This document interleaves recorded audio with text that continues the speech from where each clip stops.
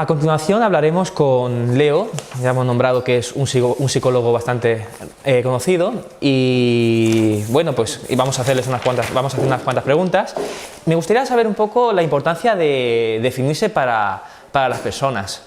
¿Cómo afecta a nivel psicológico autodefinirse y encasillarse?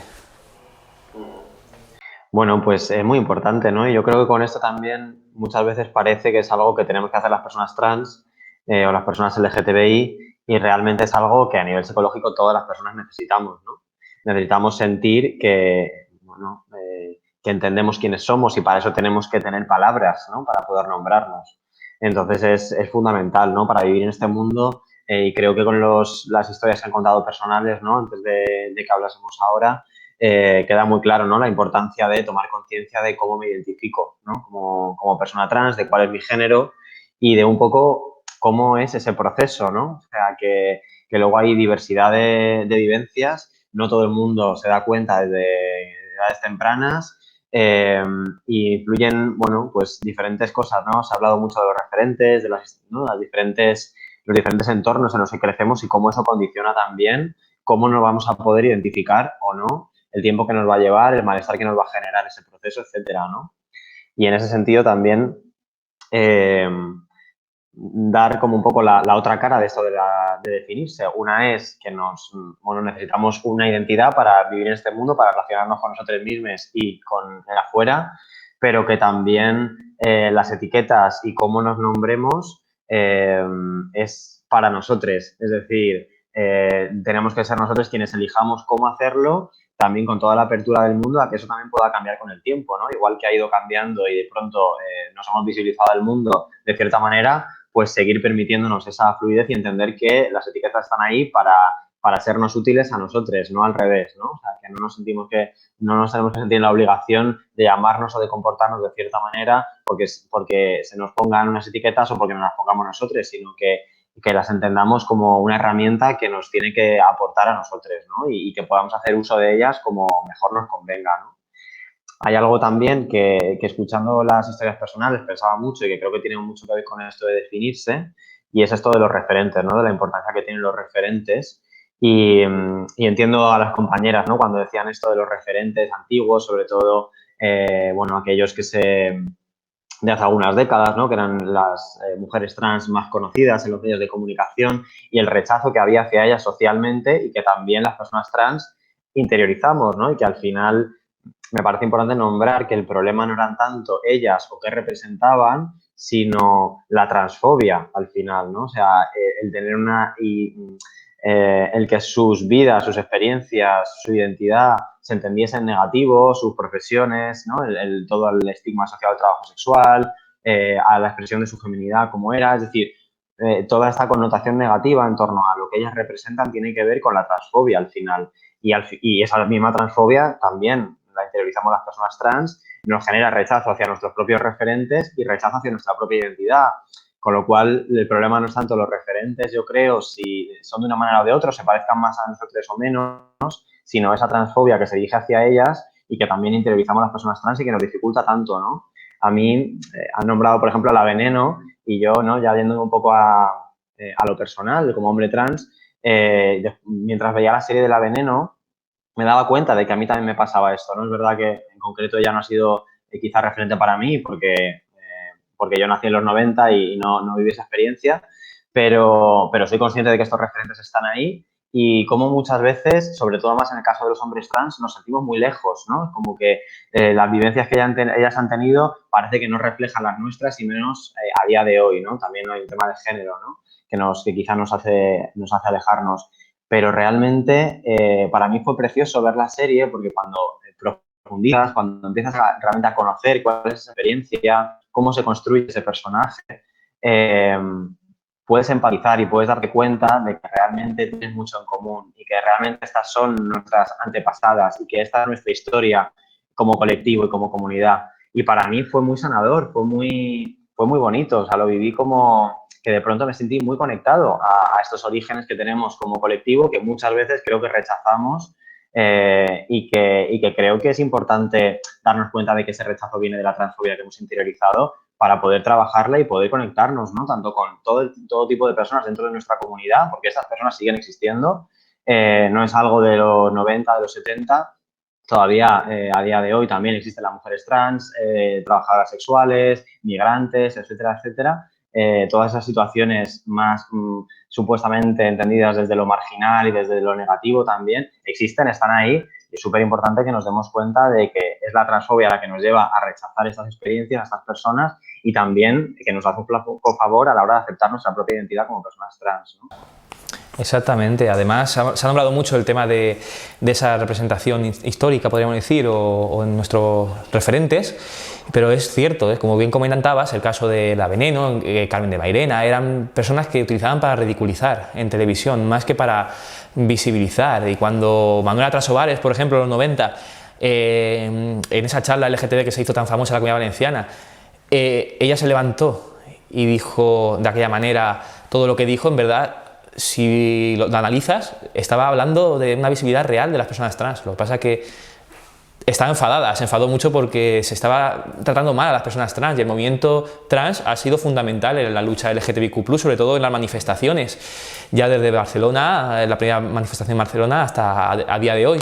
Y sí que es cierto que quizás ese movimiento trans artístico o drag queen que hubo así tan escandaloso hizo que se separara un poco el LGTBI, o sea, el transexuales y intersexuales un poco del resto, porque parecía que querían que lo vean como una parodia, y fue bastante agresivo en los 90-2000, cosa que me parece muy bien que a día de hoy los referentes cambien. Eso, empecemos a desestigmatizar la droga de la transexualidad, que no es así, que cada vez es menos, y más con la hormonación, que está muy regulado el tema. Y aparte de eso, también preguntarte un poco sobre, quería preguntarte el tema psicológico en la infancia, ¿no? Empiezan los tratamientos y con estas nuevas ideas de tener algún tipo de ley que permita saltarte 2 años de hormonación o de psicología, ¿cómo ves el tema de la psicología en la infancia? ¿Crees que es necesario 1 año o 2 años de psicología, psicopedagogía? Yo creo que sea la edad que sea, lo importante es que la persona entienda lo que está haciendo, ¿no? Pueda entenderlo bien, pueda tener la información y que se pueda respetar lo que esa persona necesita. En ese sentido, también por desmontar algunos de los mitos, que además creo que se utilizan mucho en nuestra contra, además estos últimos meses especialmente, muchas veces las necesidades no tienen que ver con la transición médica, ¿no? Muchas personas, niñas, adolescentes, no requieren de esos tratamientos médicos, sino que lo que necesitan es pues, que les llamen por un nuevo nombre o que se dirijan a ellas por un género diferente al que han venido usando antes, ¿no? de empezar la transición o de visibilizarse. Con lo cual, bueno, decir que esto depende de la persona, necesitar algún tipo de apoyo médico, que no todas las personas trans lo requieren, y que en el caso de que lo requieran, pues que es importante que sí, que sean acompañadas, pero no patologizadas, ¿no? Hay una gran diferencia y creo que tenemos que tener cuidado porque una cosa es despatologizar y otra cosa es no acompañar adecuadamente a las personas, ¿no? Creo que siempre se tiene que permitir que sea la persona quien decida, aunque sea menor de edad, eh, y sin ningún tipo de evaluación psicológica, psiquiátrica, etcétera, es decir, sin esa patologización y ese diagnóstico que no tiene ningún sentido, porque la manera en la que se han venido evaluando las identidades de las personas trans era en base a estereotipos, realmente no hay una manera de evaluar la identidad de nadie. Si la hubiera, tampoco debería ser así, porque las personas, todas las personas, también las trans, deberíamos tener derecho a que se nos reconozca como quienes somos, ¿no? Y no depender de tutelajes y de valoraciones externas para que nos reconozcan nuestros derechos, pero es que además ni siquiera existe una manera de evaluar la identidad de nadie, ¿no? Entonces esto también es así en la infancia, evidentemente, y desde el primer momento se tiene que respetar tanto el nombre, el género que necesita que quiere usar la persona, como también sus necesidades médicas. En ese sentido, y aprovechando que me preguntas por el tema del apoyo psicológico, pues también visibilizar la importancia de esto, ¿no? Es verdad que en la infancia, y sobre todo cuanto más tempranas son las edades, y creo que una compañera lo comentaba, es más el entorno el que necesita apoyo, el que necesita entender cómo acompañar a esa persona trans que tiene en casa, ese hija, hijo, ¿no? Que tiene en casa que es trans, más que realmente la persona trans. Cuando las personas trans necesitan apoyo, este apoyo tiene que ver con que están sufriendo algún tipo de transfobia, ¿no? Y entonces pues, hablamos de adolescentes que se están enfrentando al bullying, por ejemplo, o a las consecuencias consecuencias de la violencia por ser trans, o que tienen dudas o que tienen miedo, ¿no? Pero todo esto al final es derivado de la experiencia de lo que implica ser trans en este mundo, ¿no? Entonces es importante que exista ese acompañamiento separado de lo que es la patologización, es decir, que es un acompañamiento real de qué necesita la persona a nivel psicológico y acompañarla desde ahí, ¿no? Y que eso no tenga nada que ver con si accede o no a tratamientos médicos. Los tratamientos médicos físicos, ¿no? Hormonales, quirúrgicos, también por aclarar, porque muchas veces se manipula esta información, es que solo es a partir de la pubertad, a partir de una etapa concreta del desarrollo puberal, el TANER2, en endocrinología, que se puede empezar con los bloqueadores hormonales, ¿no? Suele ser en torno a una media de, a los 12 años, ¿no? Cuando se puede empezar con bloqueadores hormonales para, digamos, congelar ese desarrollo de los caracteres sexuales secundarios y ganar algo de tiempo para luego poder empezar una hormonación cruzada, que se llama, bueno, hormonación ya con hormonas, ¿no? Con testosterona, estrógenos, etcétera. Entonces, suele darse así en el caso de darse, o personas que quizá ya se han desarrollado más, están en otra etapa y entonces directamente pueden empezar la hormonación, pero ese suele ser el proceso, ¿no? Vale. Llegan muchos casos bueno, muchos casos, llegan unos cuantos casos de menores que solicitan ayuda y desde las asociaciones, sin permiso de los padres, obviamente no se puede actuar en estos casos. La cosa es que también vienen padres que quieren saber cómo actuar con sus hijos. ¿Cómo recomiendas tú que hablen a sus hijos respecto al sexo, utilizar palabras neutras, o cómo recomiendas a nivel psicológico que se deben de tratar a los niños que dudan sobre su identidad? Bueno, yo creo que lo más importante es que la persona trans, el niño, niña, niñe, le llegue muy claro el mensaje de sus padres de que le quieren tal y como es y de que lo que decida, lo que sea, va a estar bien, ¿no? Y le van a seguir queriendo. Esto muchas veces las familias presuponen que sus hijos lo saben, porque no parece que, bueno, claro, somos tus padres, ¿cómo no te vamos a querer?